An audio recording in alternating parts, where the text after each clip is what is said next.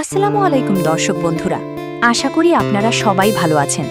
Prank king এন্টারটেইনমেন্টের ব্যানারে নির্মিত এবং আপনাদের সবার ভালোবাসার নাটক দুনিয়া টাকার গোলামের অষ্টম পর্বটি আমরা ইতিমধ্যেই দেখেছি। গল্পটি এখন এমন একটি চমৎকার মোড়ে এসে দাঁড়িয়েছে যা আমাদের সবাইকে আবেগপ্রবণ করার পাশাপাশি আগামী পর্বের জন্য অনেক কৌতূহল তৈরি করেছে। আজকের ভিডিওতে আমরা অত্যন্ত নম্রতার সাথে এবং নাটকের গল্পের সূত্রগুলো বিশ্লেষণ করে আগামী নবম পর্বে কী ঘটতে পারে তা নিয়ে একটি যৌক্তিক অনুমান বা প্রেডিকশন করার চেষ্টা করব। সেই সাথে পর্বটি কখন আপলোড করা হতে পারে তাও আলোচনা করব। বন্ধুরা, অষ্টম পর্বে আমরা বেশ কিছু বড় সত্যের মুখোমুখি হয়েছি। মনির চাচার কাছ থেকে জানা গেল যে গোলাম আসলে আমাদের সেই পূর্বের ক্ষমতাধর শেহজাদ, কিন্তু ৪-৫ মাস আগে তাকে একদল লোক মারধর করে নদীর পাড়ে ফেলে যায়, যার ফলে তার মাথায় গুরুতর চোট লাগে এবং সে তার স্মৃতিশক্তি হারিয়ে ফেলে। এই স্মৃতিশক্তি হারানোর কারণেই সে নিজেকে মনির চাচার ঘরে একজন সাধারণ সাহায্যকারী গোলাম হিসেবে চিনে আসছে। অন্যতম আবেগঘন দৃশ্যে আমরা দেখেছি শেহজাদের সাবেক স্ত্রী, যিনি পরিস্থিতির শিকার হয়ে এখন রিশাদের স্ত্রী, তার শাশুড়ির কাছে কেঁদে কেঁদে নিজের ভুলগুলো স্বীকার করছেন। তিনি বুঝতে পেরেছেন যে শেহজাদ কোনো অপরাধ করেনি এবং সে আজও বেঁচে আছে, কিন্তু সে তার অতীত ভুলে অন্যের বাড়িতে কাজ করছে। এখন তিনি প্ল্যান বি কার্যকর করার সিদ্ধান্ত নিয়েছেন। তাহলে আগামী নবম পর্বে আসলে কি ঘটতে পারে?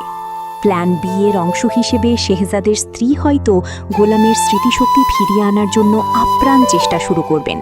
তিনি হয়তো গোলামকে গোপনে তাদের পুরনো স্মৃতিবিজড়িত জায়গায় নিয়ে যাবেন বা এমন কিছু দেখানোর চেষ্টা করবেন যা দেখে গোলামের অবচেতন মনে শেহজাদের স্মৃতিগুলো ভেসে ওঠে।